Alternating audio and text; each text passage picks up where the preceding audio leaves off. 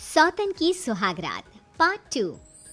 धूमधाम से शादी करने के बाद समर्थ और देविका घर आते हैं। घर पर सब उनका स्वागत करते हैं और सौम्या उनकी सुहागरात का इंतजाम करती है। समर्थ और देविका दोनों अपने रूम में बैठे बातें कर रहे होते हैं। तब देविका कहती है, सुनिए, आप इतना दूर क्यों बैठे हैं? नहीं, कुछ नहीं, बस थोड़ा सा थक गया हूँ। अगर आप कहें तो मैं आपका सर दबा दूं? अब नहीं, रहने दो, आप भी तो थकी होंगी। देविका आगे बढ़ते हुए कहती है, थक तो गई हूँ पर आपकी सेवा करना पहला धर्म है मेरा। देविका झट से समर्थ के पैर पकड़कर दबाने लगती है। ऐसे ही कुछ देर निकल जाती है और समर्थ कहता है, अब रहने दो देविका, तुम भी आराम कर लो, तुम भी थकी थकी लग रही हो। देविका मना करते हुए उठ जाती है और अपने बालों को खोलकर समर्थ का सर दबाने लगती है और कहती है, मेरी थकावट तो आप ही दूर कर दोगे ना? इतना कहकर देविका अपने खुले बालों को समर्थ के ऊपर डालती है। समर्थ देविका के जाल में सम्मोहित होने ही वाला होता है कि अचानक से दरवाजे पर किसी की दस्तक होती है। समर्थ आवाज लगाते हुए कहता है, कौन? भाई मैं हूँ, सौम्या। क्या है सौम्या? क्या बात है देविका, कैसा लग रहा है मेरी भाभी बनकर? कुछ बात आगे बढ़ी या नहीं?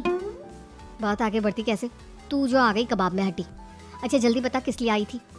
सौम्या ठिठोली करते हुए कहती है, क्या बात है देविका, बहुत जल्दी हो रही है।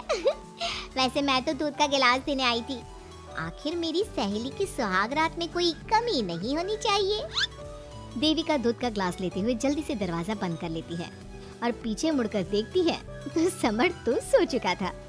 देविका समर्थ को उठाते हुए कहती है, सुनिए समर्थ जी, उठ जाइए ना, सौम्या दूध देने आई थी, इसे पी लीजिए फिर आप सो जाना। समर्थ नींद में उठता है और दूध पीकर फिर से सो जाता है।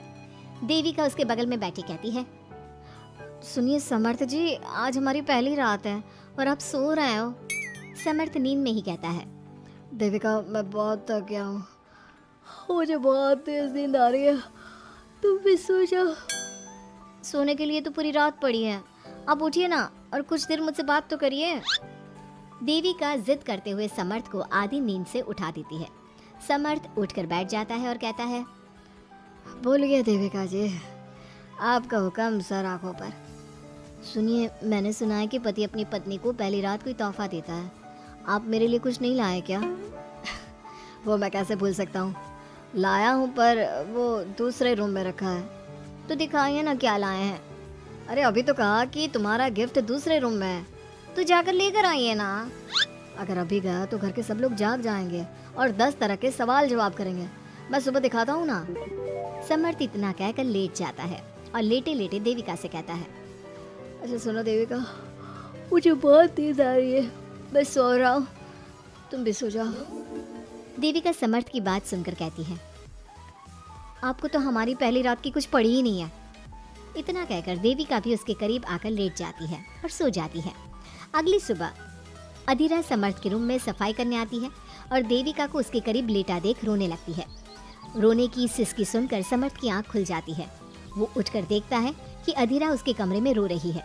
उसे देखते ही समर्थ बहुत गुस्से में आ जाता है और अधीरा से कहता है, अधीरा, तुम सुबह सुबह क्यों रो रही हो? तुम्हें यहाँ नहीं आना चाहिए था, जाओ यहाँ से। समर्थ अधीरा का हाथ पकड़कर रूम के बाहर कर देता है और कहता है, अब बिना दरवाजा नॉक किए अंदर मत आना। इतने में देविका भी आ जाती है और समर्थ को भड़काते हुए कहती है, हाँ समर्थ जी, ये रो रो कर हमारे घर में अपशगुन कर रही है और अब ये देखो कैसे मगरमच्छ के आंसू दिखा रही है। इतना कहकर देविका अधीरा का हाथ पकड़कर घसीटती है और कहती है, अब क्या रोती रहेगी या कुछ काम भी करेगी? मुफ्त में रोटियां तोड़ने को नहीं मिलेगी यहाँ पर, चल उठ यहाँ से और कुछ काम कर। अधीरा वहाँ से उठकर रोते रोते चली जाती है और जाकर रसोई में सबके लिए चाय बनाती है और चाय जाकर पहले अपनी सास को देती है। चाय पीते ही मंजू अधीरा को गुस्से से कहने लगती है, लगता है मुझे मारने की साजिश कर ली है। अरे अभी तक तूने ढंग की चाय बनाना नहीं सीखा।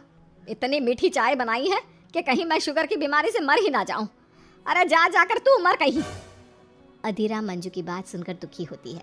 इतने में सौम्या वहाँ जाती है और कहती है, ये लो, महारानी अभी यहीं बैठी है और मैं पूरे घर में देख आई। अरे ओ महारानी, यहाँ बैठकर किसका मातम मना रही हो? उठ यहाँ से और जाकर हमारे कपड़े धो, बहुत कपड़े पड़े हैं धोने को।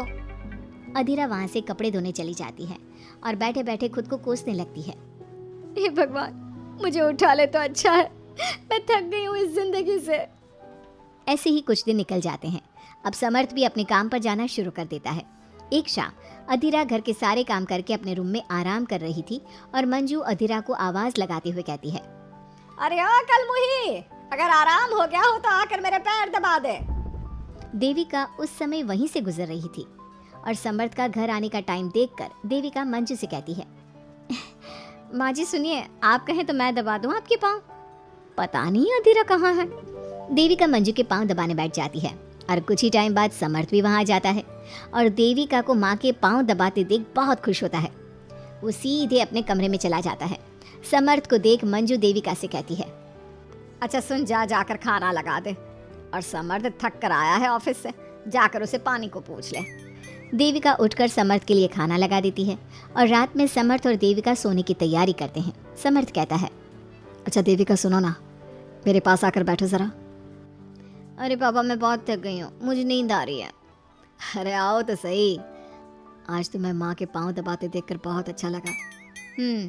अच्छा क्यों नहीं लगेगा भला, पूरा दिन घर के काम किए हैं और शाम को माँ की सेवा, पर मेरा तो कोई हाथ बांटने वाला भी नहीं है घर में। क्यों, अधीरा और घर के बाकी लोग कहाँ जाते हैं?